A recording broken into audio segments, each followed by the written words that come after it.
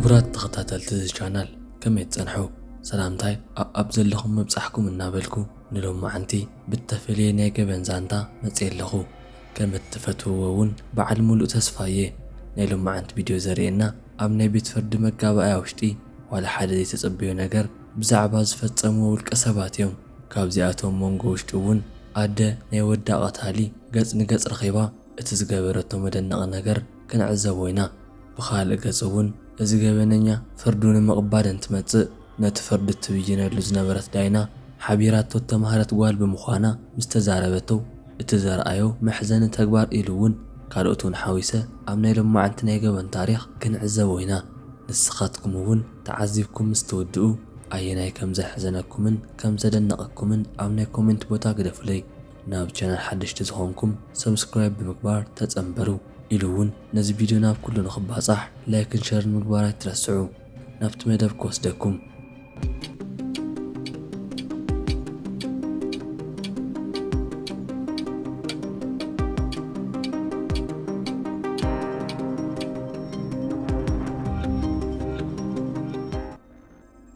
ኣይበሎሞ ነቲ ትፈትውዎ ሰብ ብሂወቱን ዘሕደገኩም ሰብ ኣብ ፊት ንፊት እንተትረኽብዎ እንታይ ክትገብርዎ ትኽእሉ? ብፍላይ ንዝወለድኩም ቆልዓ ዝቐተለልኩም እንተዝኾን ሕሰብዎ። ነዚ ሕቶ ብዘይገለ ሓንቲ ምኽንያት ኣየልዓልክዎን። እዚኣ ትዕዘብዋ ዘለኹም ኣደ ንወዳ ዝቐተለላ ሰብ ገጽ ንገጽ ምስ ረኸበቶ ዋላ ሓደ ዘይተጸበዮ ነገር ክትገብር ክኢላ እያ። ሱሌማን ዝበሃል እዩ ነይሩ። ንሰበይቱ ንባዕሉን መግቢ ዓዲጉ ናብ ገዝኡ እናኸደ እንከሎ ኣጋጣሚ እዩ ነይሩ ህይወቱ ክስእን ዝኸኣለ። እዚ እውን መገዲ ሒዙ ኣብ ዝኸደሉ ሰዓት ሰለስተ ሰባት ኣብ ጅቡ ውሽጢ ንዝነበረ ገንዘብን ነቲ ዝዓደጎ መግብን ይመንጥልዎ። ኮይኑ ግን እዚኣቶም ሰባት መንጢሎም ጥራይ ኣይገደፍዎን፣ ብሽጉጥ ሃሪሞም ይቐትልዎ። ኣብቲ ድሓር ድማ ኣብ ትሕቲ ቀይዲ ፖሊስ ይውዕሉ። ይኹን እምበር ንስሌማን ዝቐተሎ ውልቀ ሰብ ፍርዲ ንምቕባል ናብ መጋባእያ ውሽጢ ኣቱ ኢሉ እውን ኣብዚ ሰዓት ናይ ሱሌማን ኣደ ኣብቲ ቦታ ተረኺባ ስለ ዝነበረት ብቀጥታ ናብቲ ቀታሊ ወዳ ዝኾነ ውልቀ ሰብ ትጽግዖ። ኣብዚ ሰዓት ኩሎም ፈሪሖምን ተሰናቢዶምን እዮም ነይሮም። እቶም ሓለውቲ ብጥብቂ እናተኸታተልዋ እዮም። ኮይኑ ግን እዚ ኣደ ጽቡቕ ጌራ ተሓቕፎ ሓቒፋ እውን ኣይብቃዕትን። ናብቲ ቀታሊ ወዳ ንዝኾነት ኣደ እውን ብምኻድ ተሓቕፋ። ኣብቲ ድሓር እውን ከምዚ ክትብል ኣዝዩ ልብኻ ዝነክእ ነገር ኣብቲ መጋባእያ መንጎ ትዛረብ። ኣይጸልኣካን ክጸልኣካ እውን ኣይክእልን። ናትና መገዲ ምሕረት ምግባር ጥራዩ። ናሃቱ ሞት ኣብታ መዓልቲ ካብ ላዕሊ ሰማያዊ ኣቦ ተጻሕፈትሉ እያ ነይራ። ንስኻ ገና ቆልዓ ኢኻ ነይርካ፣ ሕጂ እውን ገና ቆልዓ ኢኻ። ንሱ ዝሞተሉ ዓላማ ህይወትካ ንምድሓን እዩ። ካብዚ ማሕበረሰብ ተገሊልካ ክትመውት የብልካን። ኣነን ቤተሰበይን ንቐጻሊ ዝሓሸ ህይወት ንክህልወና ንደሊ ኢና። ኣብ ልዕሊ ወደይ ዘጓነፈ ነገር ኣብ ርእሲኻ ንኽፍጸም ድልየት የብልናን። ምኽንያቱ እቲ ዝወሰድካዮ ህይወት ሓደ ጥራይ ኣይኮነን። ንወደይ ብዘቐተልካላ መዓልቲ እዩ ነይሩ። ኩላትና ዝተተሓሓዝና። ኣነ እውን ሕጂ ኣብ ናሃትካ ህይወት ሓደ ኣካል ኮይነየ። እዚ ሕነ ምፍዳይ ኣይኮነን። ሕነ ምፍዳይ ንዝኾነ ይኹን ዓይነት መፍትሒ ኣይከውንን ኢሉ እውን ሕነ ምፍዳይ ንወደይ ብህይወቱ ኣይመልሶን ክትብል ነዚ ዘረባ ድሕሪ ምዝራባ ብዙሓት ኣብቲ መጋባእያ ውሽጢ ዝነበሩ ሰባት እንትበኽዩ ተራእዮም እዮም። ኣነ ነዚኣ ምስኪን ኣደ ህይወታ ሕዚንን እዩ። ንስኻትኩም እውን ተሰማዓኩም ነገር ኣብ ኮሜንት ክደፍለይ። ሕሰብዎ እሞ ሓደ ገበነኛ ክስ ቀሪቡሉ ነቲ ዝሰርሖ ገበን ፍርዲ እትህቦ ዳይና ኣብቲ ቀደም ግዜ ሓቢራቶ ተማሃረት ጓል ክትከውን እንኮላ ዘገርም እዩ። እንታይ ክስምዖ ከም ዝኽእል እውን ሕሰብዎ። ድሕሪ 35 ዓመታት ንድሓር ኣብ ሓደ ክፍሊ ውሽጢ ተማሃሩ ዳይና ሜንዲ ክላዘርን ነዚ ገበነኛ ኣርተር ቦዝ ኣብ ቤት ፍርዲ ክራኸቡ ክኢሎም እዮም። ከም ናይ ኤሮፓ ኣቆጻጽራ ኣብ 2015 ኣብ ፍሎሪዳ ቤት ፍርዲ ውሽጢ ዳይና ሜንዲ ክላዘር ብስርቂ ገበን ተታሒዙ ንዝነበረ ሰብ ነቲ ኬዝ እናመርሐቶ እያ ጸኒሓ። ቅድሚ መዓልትታት ኣርተር ቦዝ ዝተባህለ ሰብ ኣብ ቼዝ ዳንስ ውሽጢ ኣብ እተፈጸመ ስርቂ ተሳቲፉ እዩ። እሞ ደኣ ኣብዚ ሰዓት ብዙሕ ግዜ ንምህዳም ፈተነ ይገብር። ኣብቲ ድሓር እውን ብእግሩን ምህዳም እንትፍትን ብዙሕ ከይጸንሐ ግን ክትሓዝ ክኢሉ እዩ። እዚ ናይ ቤት ፍርዲ መጋባእያ ካብ ዝኾነ ዓይነት ናይ ፍርዲ መጋባእያ ተፈልየ ኣይነበረን። እዚኣ ዳይና ሜንዲ ክላዘር ምስ ፊትን ፊት ንዘሎ ናይ ክስ ፋይል ትዕዘቦ። እቲ ገበነኛ ኣርተር ቦዝ ናይታ ዳይና ዓይኒ ብምሉእ ልቡ እናጠመተ ፈጺሙ ከም ዘይፈርህን ምንም ነገር ከም ዘየፍርሆ ብተግባሩ ከርኢ ክኢሉ እዩ።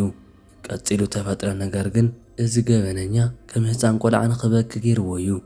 ከይተሓስበ ነቲ ክስ ዝቐረበሉ ውልቀ ሰብ ዘይግብኦ ሕቶ ተቕርበሉ። ገጹ ብምልውዋጥ ናይታ ዳይና ናይ ገጽ ምርኢት ብቕልጡፍ ክዕዘቦ ጀመረ። እዚ ዓቃቢ ሕጊ ምስቲ ገበነኛ ነንባዕሎም ክጠማመቱ ጀመሩ። ኣርተር እቲ ዝኾነ ነገር ከይተረድእዎ ነዚኣ ጓል ንተወሰነ ካልኢታት ክጥምትዋ ቐጸሉ። ካብኡ እውን ከምዚ ክብል ክዛረብ ክኢሉ እዩ። ኣምላኸይ ብጃኻ ከምዚ ክኸውን ኣይክእልን ኣዝየ ሓፊረ ክብል ቅድሚ ደቓይቕ ብምሉእ ልቢ ጠጠው ኢሉ ዝነበረ ገበነኛ ኣብ ቅድሚ ታዳይና ክሳዱ ኣድኒኑ ክበኪ ጀመረ። ብዛዕባ እተራኸብሉ ኩነታት ድንግርግር ከም ዝበሎ ዝገለጸ እንትኾን ኣእዳው ገይሩ ድማ ገጹ እናሓሰየ ኣብዚ ሰዓት ብተደጋጋሚ ኣምላኸይ እናበለ ክበኪ ቐጸለ። እዚኣቶም ኣብ ክልተ ዝተፈላለየ መገዲ ዘለዉ ሰባት ቅድሚ ዓመታት ሓቢሮም ኣብ ሓደ ክላስ ውሽጢ ተምሃሩ እዮም። ቅድሚ 30 ዓመታት ንሱ ተፈልየ ህይወት ስለ ዝነበሮ ሕጂ ንዕዑ ኣብ ከምዚ ኩነታት ብምርካባ ኣዝዩ ይሓርቕ ኢሉ እውን ንብዓቱ የውሕዞም። ኣርተር ክሳዱ ቅንዕ ንኽብል ኣዝዩ ብምፍራሕ ኣዒንቱ ናብ መሬት ክጥምታ ቐጸላ። እዚኣ ዳይና እውን ብዛዕባ ኣርተር ኣብዚ መጋባእያ ውሽጢ መስኪራት ተዛረበት። ኣርተር ኣዝዩ ንፉዕ ተምሃራይ ከም ዝነበረን ናይ ሕክምና ተምሃራይ ምዃን ድሌት ከም ዝነበረ እውን ሓዊሱ ትዛረብ። ኣርተር ምስዚኣ ዳይና ዋላ እኳ ክንድቲ ዝኣክል ሌላ እንተነበሮም በቲ ዝሰርሖ ጥፍኣት ግን ካብ ቅፅዓት ናፃ ይወፀን። ኣብ መወዳእታ $43,000 ናይ 1 ዓመት ማእሰርቲ ይብየነሉ። እዚኣ ዳይና ናብ ማእሰርቲ ክፍሊ ቅድሚ ምኻዱ ከምዚ ኽትብል መልእኽቲ ኣመሓላለፈት። ህይወትካ ከም እትልውጥ ተስፋ ገብር። ኣብዚ ኩነታት ንዓኻ ብምርኣየይ ብጣዕሚ ይሕምም እዩ። ኣነ ካባኻ ጽቡቕ ተዘክሮ ኣለኒ ብምባል ተፋንዎ። እዚ ብብዙሓት ገበናት ተኸሰ ፍራንክሊን ዊልያምስ እዩ።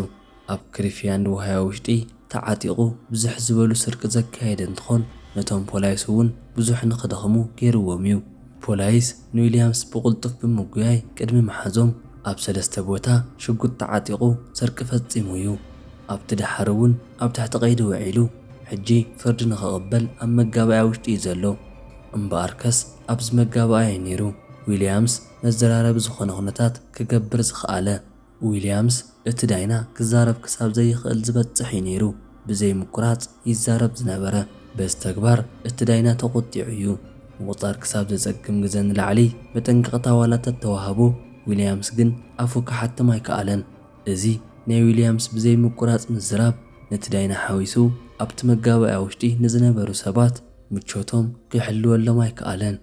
እቲ ዳይና እውን መማረፂ ስለ ዝሰኣነ ብቁጥዐ ናይ ዊልያም ኣፍ ብፕላስተር ንክሓትምዎ እዝዝ። ካብዚ እንድሓር ግን እቲ መጋባእያ ብጽቡቕ ኩነታት ክዛዘም ክኢሉ እዩ። ዊልያምስ እውን በቲ ዝሰርሖ ገበን ን24 ዓመት ናይ እስራት መቕፃዕቲ ንኽብየነሉ ተገብረ። እቲ ዳይና እውን ኣብቲ ድሓር ኣብ ናይ ዊልያምስ ኣፍ ንኽሕተም ዝገበሮ ነገር የቕሬታ ሓቲቶም እዮም።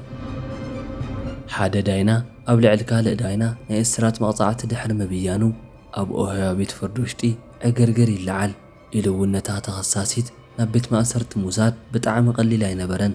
ኣብ መወዳእታ ንዕዘቦ ኣዝዩ መደነቕ ነገር ኣብ መጋባእያ መንጎ ብዛዕባ ዘጓነፈ ነገር እዩ። እዚ እውን ንዓመታት ገበነኛታት ንዝሰርሕዎ ጥፍኣት ኣብ ቤት ፍርዲ ወንበር ኮይና ኮፍ ኢላ ፍርዲ እናሃበት ዝነበረት ዳይና ብፖሊስ ኣብ ቀይዲ ኣትያ ብምውፃኣ ስዒቡ እዩ ነይሩ። ናይ ሲሲናይቲ ዳይና ትሬሲ ሃንተር ከም ናይ ኤውሮፓ ኣቆፃፅራ ኣብ 2014 ናይ 6 ወርሒ ማእሰርቲ ተበይኑላ እዩ። ኮይኑ ግን ካብቲ ሰዓት ጀሚራ ነቲ ፍርዲ ካልኣይ ይረኣየለይ እናበለት ጸኒሓ እያ። እቲ ፍርዲ ተመሓላለፈላ ንሓዋ ንምሕጋዝ ነቲ ናይ ምድናይ ቦታኣ ብዘይ ኣግባቡ ተጠቂማትሉ እያ ብዝብል እዩ ነይሩ። ኣብ ካውንቲ ውሽጢ ኣብ ዝነበረትሉ ስራሕ እቲ ጠበቓ እውን ነቲ ተግባር ከም ዘይጠሓሰቶ ገሊጹ እዩ። እቲ ጉዳይ ነቶም ጸለምቲ ኣሜሪካውያን ማሕበረሰብ ኣቆጢዕዎም ነይሩ እዩ። ካንተር መጥቃዕቲ እናተፈጸመላ እዩ እናበሉ ብዙሓት ሰባት ናሃታ ቐፅዓት ተቃይሞም እዮም። እሞ ኣብዚ መጋባእያ ውሽጢ ብዙሓት ድራማ ዝኾኑ ነገራት ተፈጢሮም እዮም። ካብዚኣቶም መንጎ ግን እቲ ሓደ ካንተር ናብቲ ናይ ካውንቲ ቅሬታ እናቕረበት ኣብ ዝነበረትሉ ግዜ ብናይ ሕጊ መኽበርቲ ኣካላት እናተጎተተት ክትወፅእ እያ ትረአ። ክቡራት ተኸታተልቲ እዚ ቻናል ናይ ሎማዓንቲ መደብ ነዚ ይመስል ነይሩ። ንዘለኩም ሃናፂ ርእይቶ ኣብ ኮመንት ግደፍለይ ኢሉ እውን ላይክን ሸርን ብምባል ናብ ኩሉ ንኽባፃሕ ደጋፍኩም ግለጹለይ። ሓደሽቲ ዝኾንኩም ድማ ሰብስክራይብ ብምግባር ተጸንበሩ።